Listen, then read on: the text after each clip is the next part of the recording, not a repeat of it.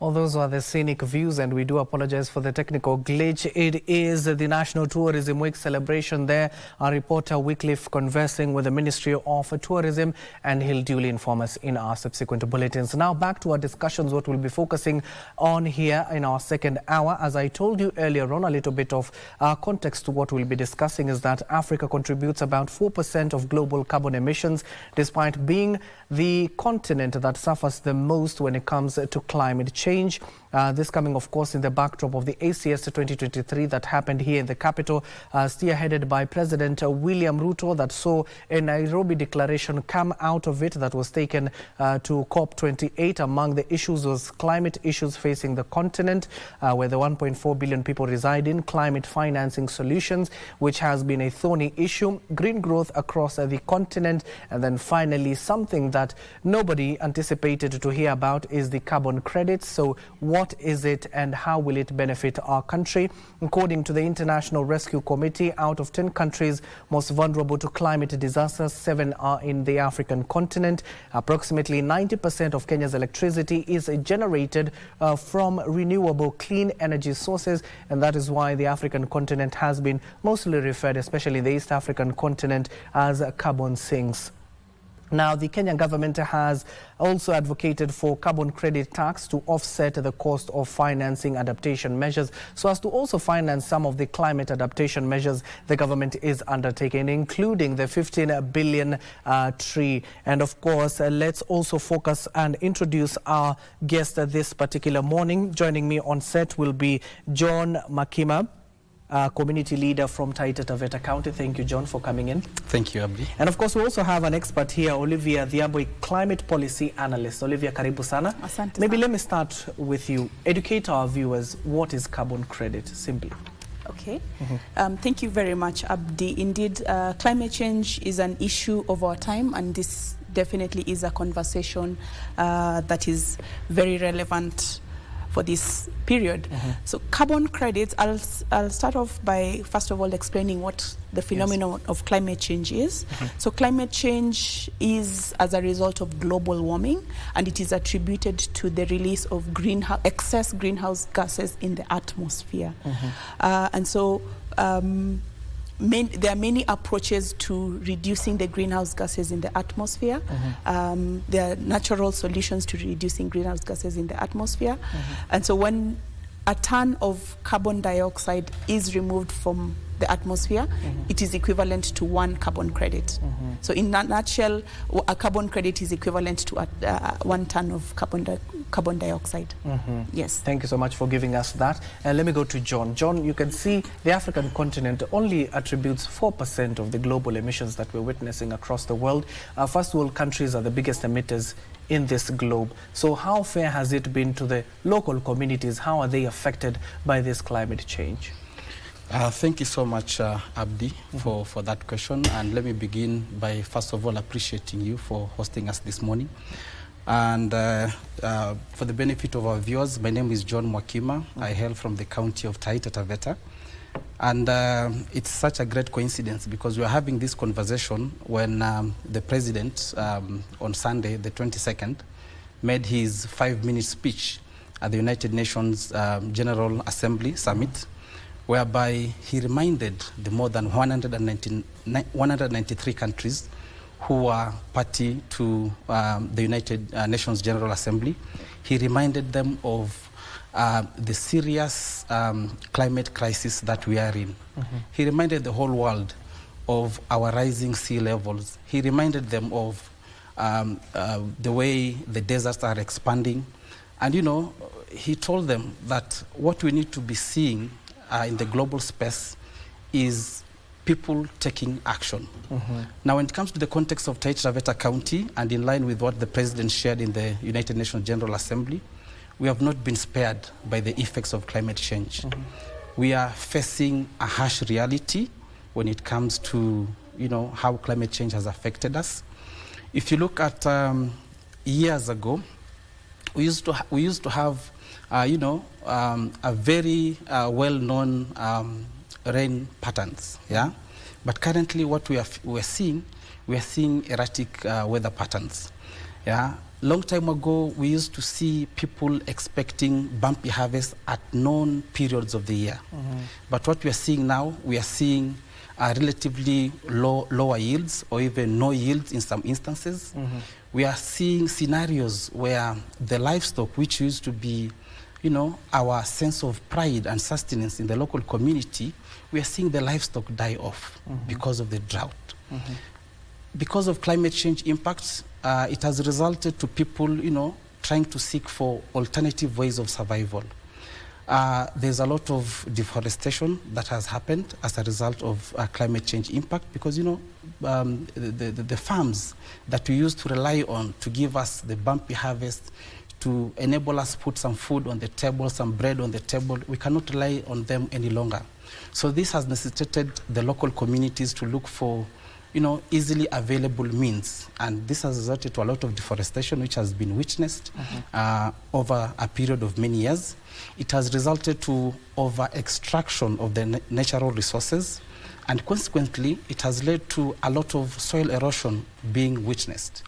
If you take a walk to our local community, you'll find that there are lots of gullies, which are commonly known as makorongo, yeah, which are being seen at the local level. They have cut off families, neighbors. You know, you can't even access your next door neighbor because of the devastating effects of climate change, which has led to a lot of soil erosion being witnessed. Over the years, we have seen increased human-wildlife conflict simply because there's a lot of pressure that is being mounted upon the ecological system. People are grazing in protected areas, in the national parks, in conservancies, and you know, there's a lot of competition when it comes to pasture between the livestock and the wild animals. And in many instances, we have witnessed the elephants and other wild animals visiting our farms, yeah, trying to compete on the scarcely available resources. As a result of also climate change, because, you know, economically we have been affected. In Taita Taveta County, agriculture is our lifeline, so to say. But because of low yields, because of our dying livestock, we have seen skyrocketing levels of poverty. Yeah, there is a lot of school dropout, which has been witnessed over the years. There's a lot of, you know, very energetic youths who had potential for a bright future, looking for ways of seeking, you know, to support their families through some unscrupulous ways. But in the middle of all this darkness, yeah, we have seen some hope. And the hope that we have seen as a community in Taita Taveta County is through such sustainable initiatives and practices like the RED Plus project. The RED Plus project is not about forest conservation. It's not about biodiversity protection. To us, it's also a way of survival, because you see, through protecting our forests, the way Olivia has explained, we are able to get some revenue as a community that enable us also to invest in some of the socioeconomic transformative initiatives in our local community. So that's what I can explain in a Okay, Olivia, now coming back to you as an expert, you saw what happened in the ACS 2023. It was the clarion call. You emit more, you pay us more, given that at the end of the day we are feeling the adverse effects of climate change here in our own continent. But at COP28, what they had agreed in terms of climate financing has always fallen short. So do you think these first world countries who are emitting more are going to pay more? Okay, I'll answer your question from a sector-based lens. And I'll start by saying that the International Panel on Climate Change defines forests as both a sink and a source. So forests are a sink because trees absorb CO2 from the atmosphere and store it in soils. And forests are also a source because when forests are degraded, because of the reasons my colleague has mentioned, the stored carbon is then released back to the atmosphere. So according to IPCC, again, up to 25% of the emissions in the atmosphere is attributed to forests, from forest degradation and deforestation. So if you look at that context, then we see that the causes of climate change vary, and the responsibilities also vary depending on which part of the world you come from. But just also to continue on that line, the IPCC went further to develop mechanisms to address this gap, the deforestation and degradation gap. And then came the tool known as REDD+. So REDD+ stands for Reducing Emissions from Deforestation and Forest Degradation. The plus sign after the red is an additional measures such as sustainable forest conservation and management and enhancement of forest carbon stocks. So in essence, the forest sector has a huge potential to be on either side of the divide. And so this REDD+ tool is one of the ways in which we can ensure that we are actually addressing climate change. Now, Wildlife Works, the company that I work for, has a flagship project here in Kenya known as the Kasigao Corridor REDD+ project. So Kasigao, in terms of geography, lies between Savo East and Savo West. It actually lies within a wildlife corridor. And Wildlife Works uses the REDD+ tool to actually pay forest communities for protecting this very precious resource, which are forests. Prior to the REDD+ tool, communities received little to no compensation for the very important role that they play. But now with the REDD+ in place, you find that communities are even much more motivated to engage in activities that conserve and retain forests in their intact state. Yeah. But still, my question remains, you know, these funds, at the end of the day, if as a country we get it, it goes to organizations that, such as yourself, who are doing this work at the community level. So if these countries do not pay for emitting more, what happens on the ground? So countries signed into the Paris Agreement in 2015 and made commitments to reduce their emissions. And this is encapsulated in a document known as the National NDC, the National Determined Contributions. So in essence, countries have assessed their contribution to the problem and determined to what extent can they reduce their national emissions so that they are also part of their solution rather than the problem. So in a sense, countries have an obligation, and every year at the COPs that you've mentioned, there is reporting of to what extent are they meeting these obligations. So to get back to your questions, there are two types of approaches to this. There is the compliance by countries, which is because of the agreement, by the Paris Agreement, and also there's the voluntary aspect where companies also now feel they have a responsibility to address climate change because of the impacts that they're causing and because of also the corporate social responsibility that they have towards the planet. So these two combined means that every sector is actually addressing climate change to the extent and to the level to which they are obligated.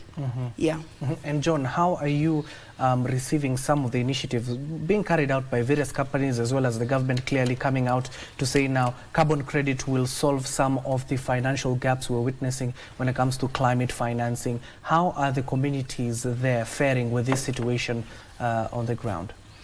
Thank you, Abdi. First of all, just to put it to perspective, over and above what Olivia has explained, Kasigao Corridor REDD+ project covers 6 locations, 5 of which are situated in Taita Taveta County, and here we are talking of Mwachabo location, Mwatate location, Sagala location, Marungu, Kasigao location, and then we have Kasigao as a location. Then we have a neighboring location or ward called Makinon, which is at the border of Taita Taveta County and Kwale, just to put it to perspective.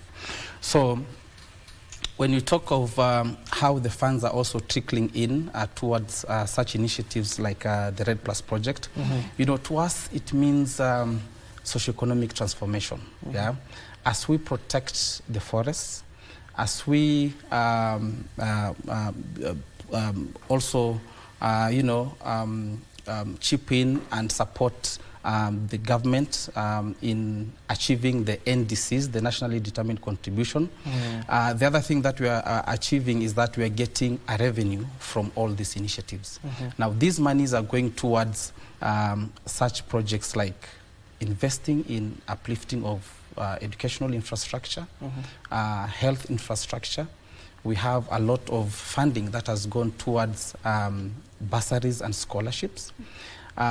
In a location like mine, where we used to have only 2 university graduates in the year 2000, now we are talking of more than 20 university graduates who have been supported by the Kasigao Corridor Red Plus project to attain their education. We are talking of, across all these 6 locations, we are talking of more than 270 million Kenyan shillings, which has been invested towards school bursaries and scholarships. In a situation where we only used to have maybe 1 or 2 people having white-collar jobs, currently we are talking of, you know, hundreds of people who have obtained white-collar jobs. We are talking of people who have trained as environmentalists, who are supporting in the environmental conservation. So whenever we have instances which are disrupting funds flow towards such sustainable initiatives like Red Plus, to us it hits us very, very hard. Whenever we witness or we hear conversations which are geared towards disrupting the carbon credit market, you know, to us, it really means a lot to us, yeah? And that's why I'm very proud this morning to be part of this panel where we are representing now the voices from the developing countries as far as the carbon credit market is concerned. Now, John, the other outstanding question will be, is there enough awareness to not just the people of Taita Taveta, but in the country? Is there enough awareness to what people are facing when it comes to climate change? You have seen the adverse effects or the wrath of Mother Nature when it comes to floods as well as droughts, and Taita Taveta has always been affected greatly. So is there enough civic education to some of these climate changes that are happening down there? Yeah, thank you. There are ongoing efforts to do a lot of civic education as far as the climate change impacts are concerned and our role as the local community in the same. However, there is still a lot more that can be done.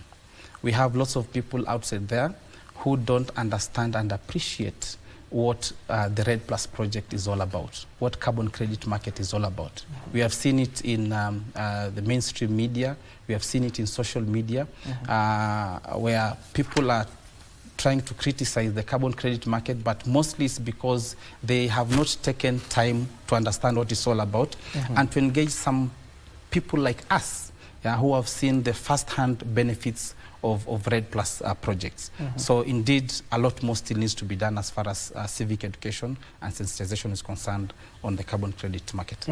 Olivia, now for you, given that we have heard for the first time, that was in the ACS 2023, but we do understand that there are companies in the country that have been operating in this particular sector of carbon credits.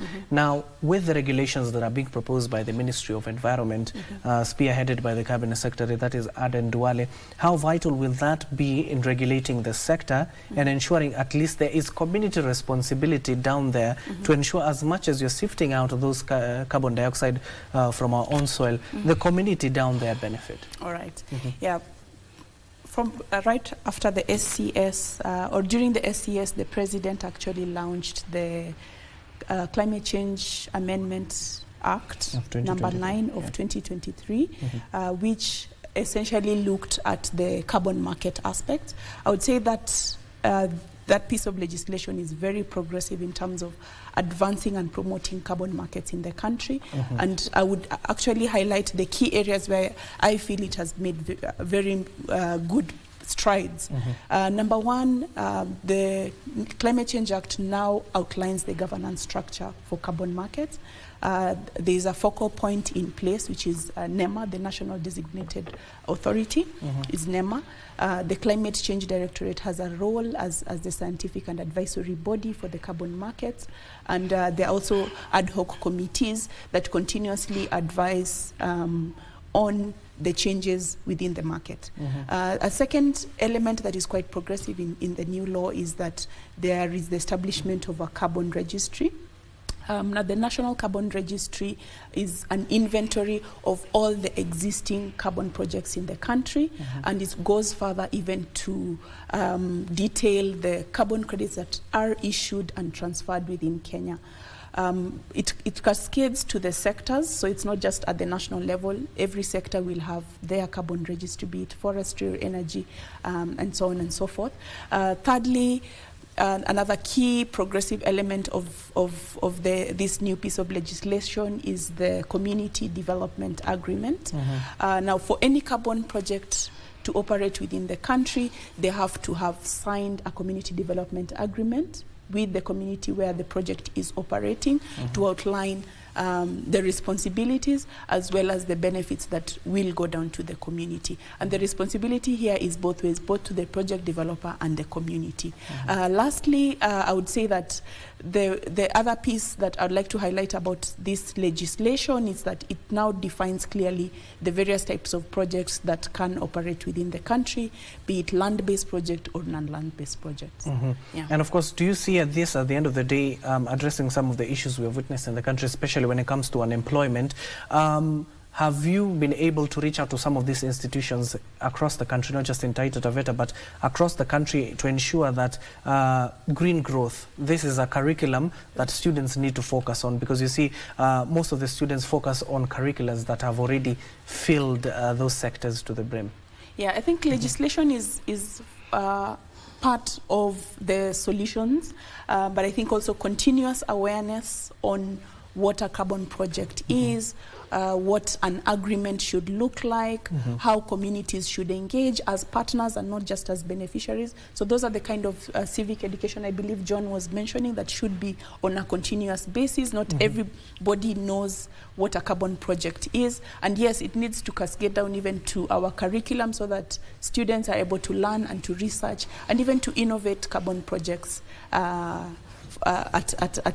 student or research level.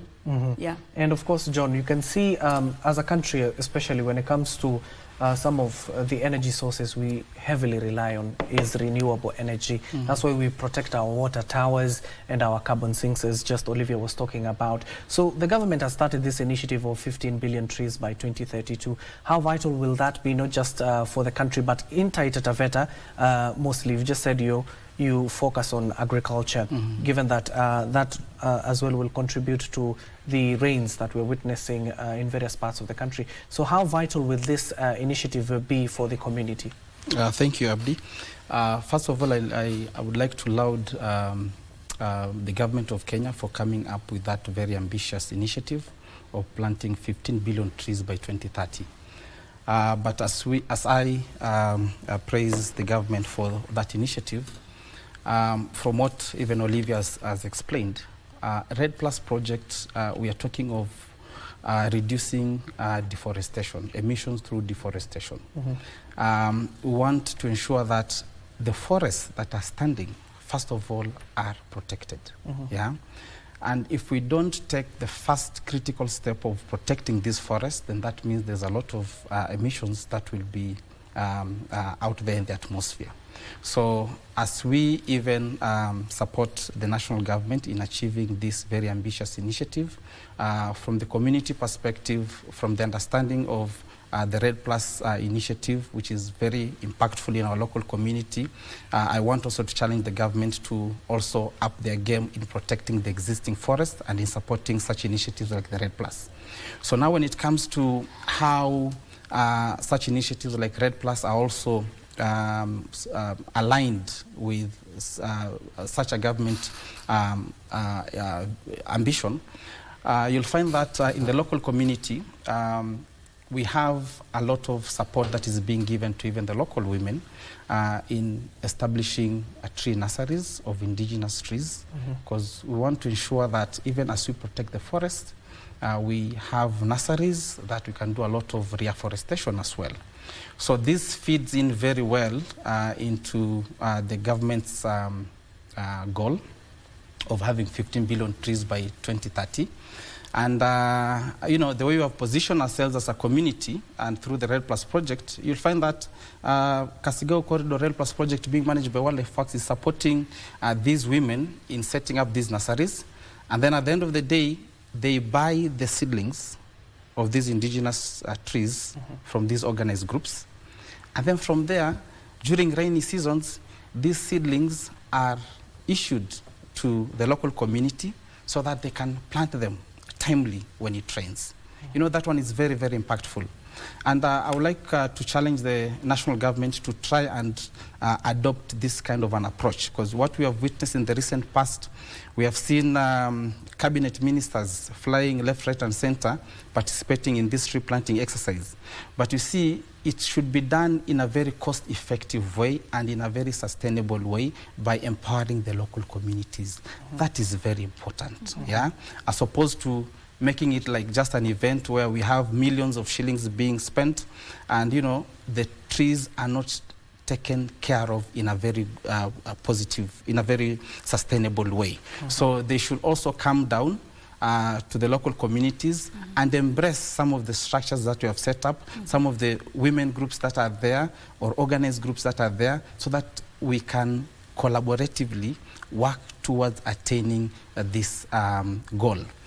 The other thing that the national government has done, you've heard of this Climate Works initiative, where they are trying to recruit more than 200,000 youth across all the 47 counties to support, amongst many activities, in you know, doing ecological restoration. Yes.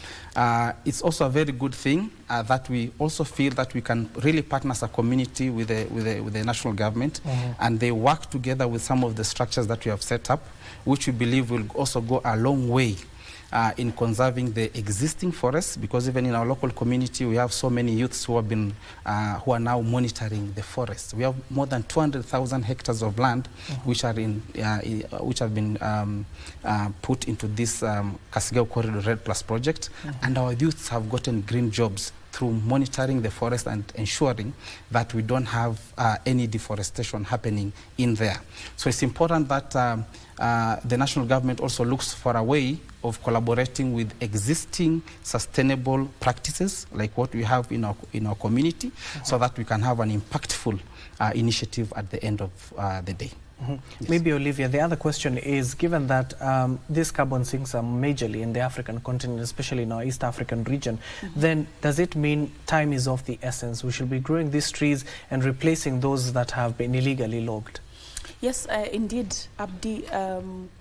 Africa and Kenya and Africa as a whole has a huge potential to hold carbon stocks, and not just in trees. We have very rich soils. Our oceans are also a huge potential of carbon sequestration. And so we have seen a number of African governments preparing their countries to engage in this process by developing legislations, regulations, and other statutory instruments. And I encourage that continues to happen.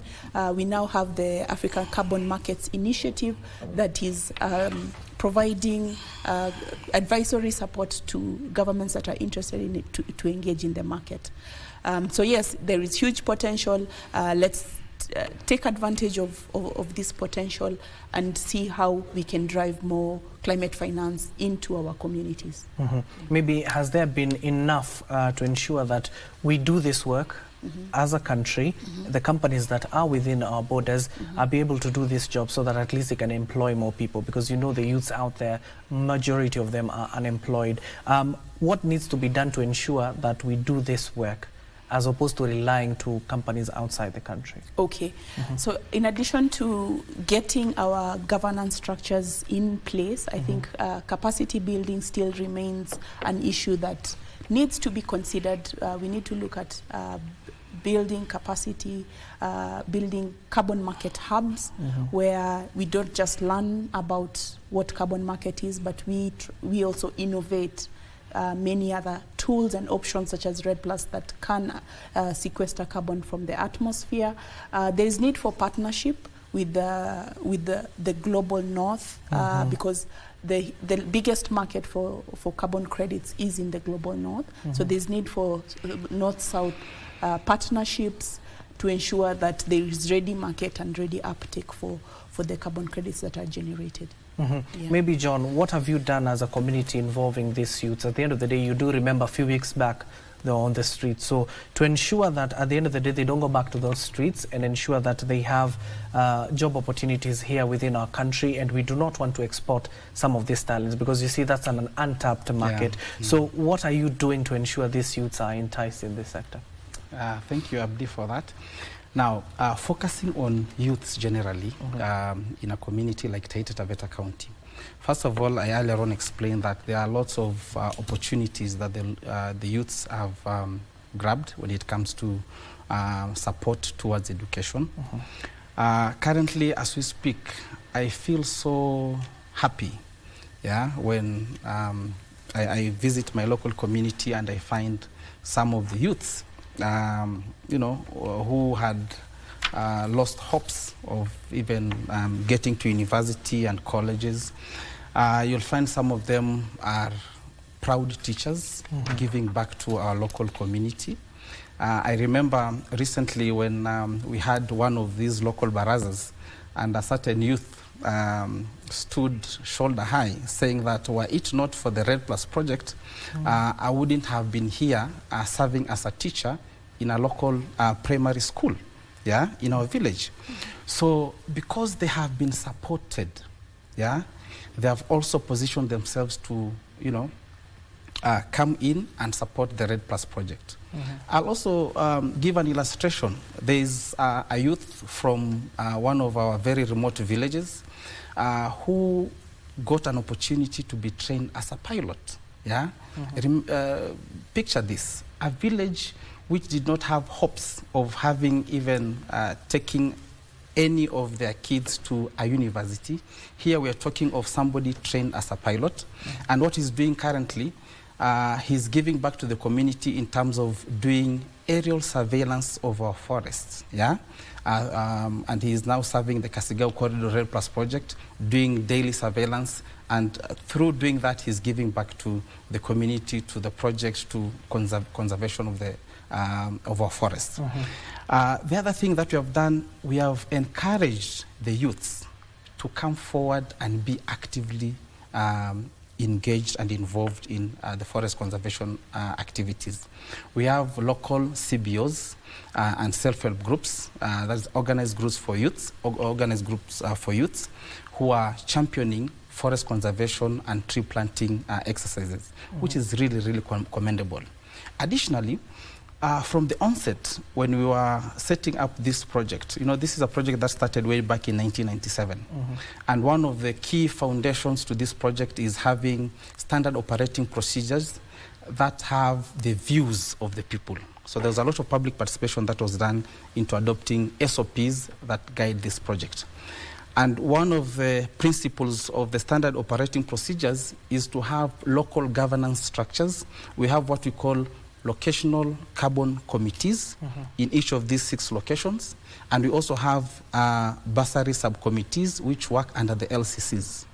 In these governance structures, there is deliberate effort of having the marginalized groups such as the youths, women, persons with disability, so that they can have their voices heard in the management of the revenue that we get and the conservation initiatives that we're doing. So you'll find that by so doing, we have given the local youths an upper hand to have their voices heard.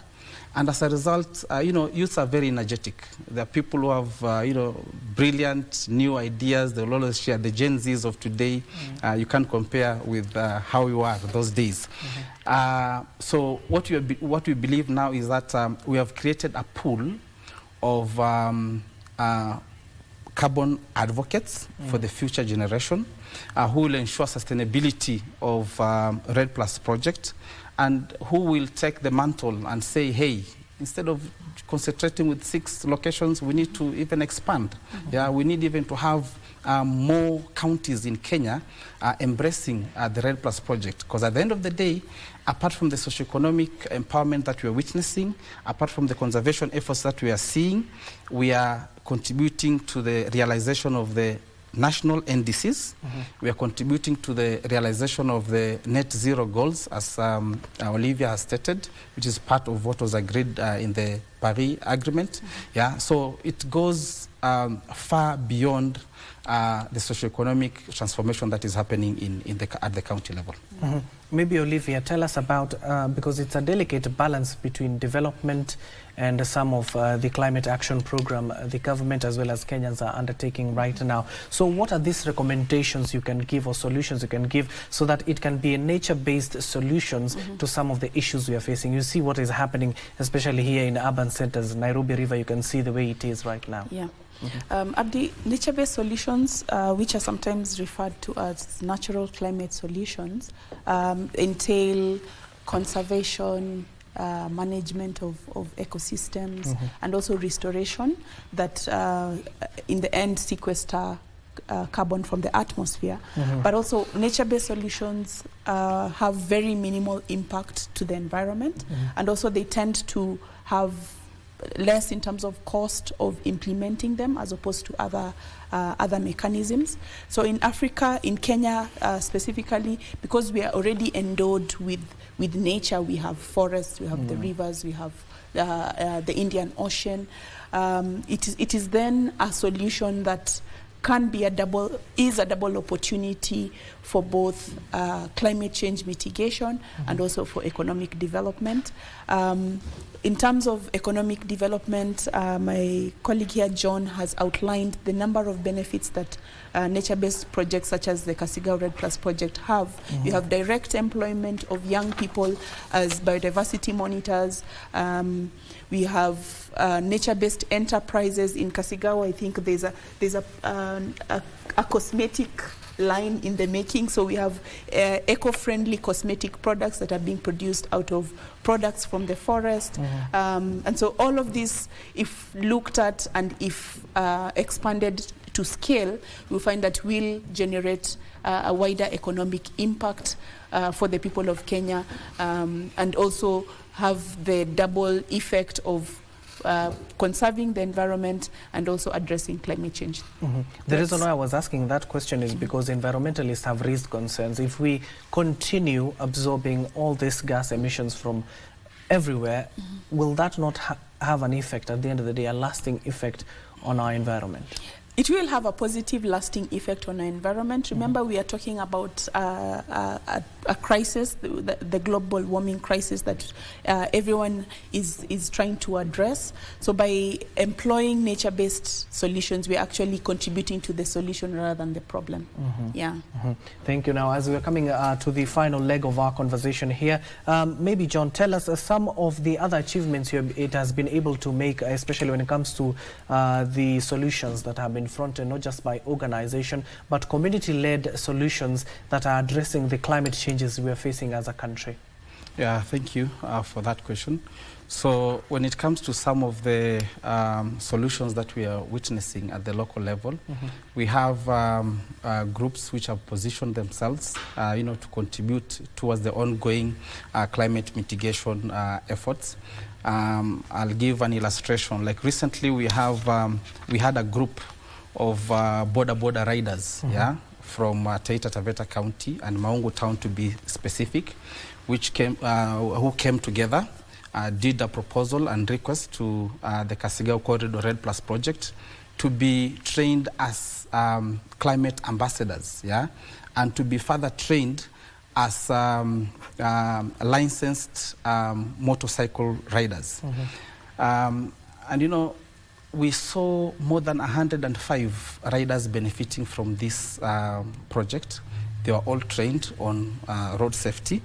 And as a result of that, remember, this is an initiative that came from them. They're the ones who did this proposal. So currently there is a widened pool of forest conservation ambassadors where youths are at the front line, yeah, because they are all given even reflector jackets, safety gears and all that. Their motorcycles were insured. And this also happened in partnership with a very close partner called Elephant Corporation, who works closely with the Wildlife Works. Yeah? So these are some of the things that we are really witnessing happening at the local level. We also have organized groups of women who have come together, and they're looking for alternative ways, yeah, of livelihood. Yeah?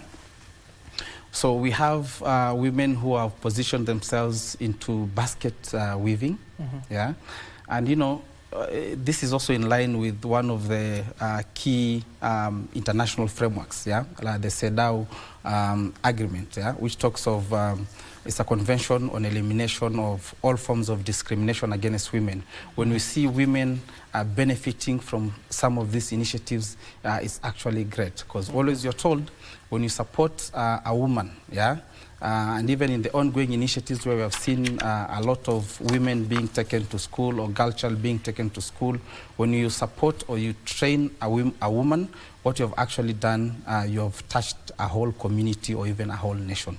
So these are some of the mind-blowing initiatives that are happening, led by the local community.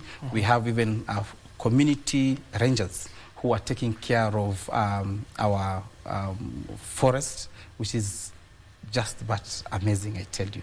Yeah. Thank you so much. Now, let me allow you to give your final remarks. But Olivia, as you give your final remarks, focus on where we're moving as a country, especially with what John was talking about, electronic vehicles, electronic motorcycles. We've seen them being incorporated. As much as we want to rely on these carbon sinks, at the end of the day, we need to purify our air at the end of the day with the emissions from the vehicles that we witness, especially in the capital. So give us your final remarks on that. All right. Yeah. The carbon market is just but one of the options in a basket of options. We cannot run away from reducing our footprint. Yes. And so in my final remarks, I would like to say that countries, individuals need to look at how they can minimize their impact. I'm really excited about the uptake of electric vehicles, because then it removes it reduces the transport industry's footprint on the climate. I'm also very excited to see a number of innovations that young people are coming up with to ensure that we are emitting less. There's a personal responsibility to actually ensure that our consumption is sustainable, so that we are not constantly producing and consuming as a nation and even as the world. So let us look at many other options that we can use, and carbon market is one of the tools that we can employ to address this planetary crisis. Yeah. John, your final remarks? Thank you, Abdi. As part of my final remarks, looking at what we have shared as far as the impact of RED Plus project is concerned, there has been some conversation which there are allegations that say that carbon credit could be a form of neocolonialism, yeah? And I would like to address these concerns, looking at even the definition of neocolonialism. You know, in neocolonialism we talk of control and exploitation of developing countries by developed ones. But what we are seeing through this RED Plus project or through carbon credit, we are actually empowered through this project, and it's not about exploitation. If you look at what is happening in the RED Plus industry again, the revenue that is being generated, yeah, we have proper governance structures which are involved in how the monies are spent at the community level. Unlike colonialism, where you have all the revenues being taken overseas. That's not happening. Again, one of the most important things that the world needs to understand is that when it comes to decision making, we have structures, we are involved when it comes to public participation initiatives through community-led governance structures. Yeah, and tied to that, we also have some naysayers out there who have been saying that carbon credit is a means of giving some of these companies in the global north permission to pollute. Looking at what is happening at the Kasigao Corridor Red Plus project, where we have more than 200,000 hectares of land being protected, or forests being protected, here we are talking of 1.7 million tons of carbon dioxide that is being, protected from going to the atmosphere. You see, that is not a permission to pollute. Yeah. Again, scientifically, if you look at some of these companies who have been buying these carbon credits, it has also been proven that most of these companies who are buying carbon credits have also invested a lot more in reducing emissions at their own internal level. Yeah, so it is not a permission to pollute in whichever way. And finally, I would also like to, I am a TOT when it comes to human rights-based approach to development. And I do appreciate the critical role that civil society organizations and human rights activists play when it comes to realization of human rights. From what you've explained, you'll find that Red Plus projects actually contribute in a very big deal towards realization of some of the critical human rights that have been enshrined in our Constitution.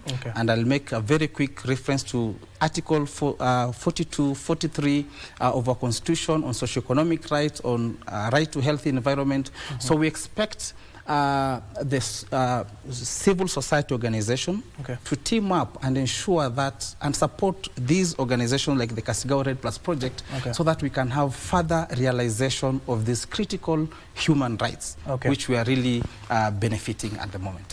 Thank you so much. That is John Makimai, community leader in Taita Taveta County, and Olivia Adhiambo, climate policy analyst. Thank you so much for making time for us on this crucial topic. You've even saw the president on the weekend talking about the climate solutions that are being fronted not just by governments or organizations that are required by this first world countries who are emitting more, to ensure they are inculcated within this particular African continent that is, of course, not emitting more but are suffering severely from the countries that are emitting more gas emissions. That concludes our conversation. And of course, my name is Abdiaziz Hashim. I was standing in for my colleague, that is Brent Troinjue. The sign language interpreter at the bottom end of the screen is Brian Muraru. And up next will be Nancy Okware with Tamrini Dongo Tufa. But before I hand you over to my colleague Nancy, I want to take you to the showground, the International Trade Fair. And I do understand we're being joined by Warimu Njenga. Good afternoon, Warimu. If you can hear me,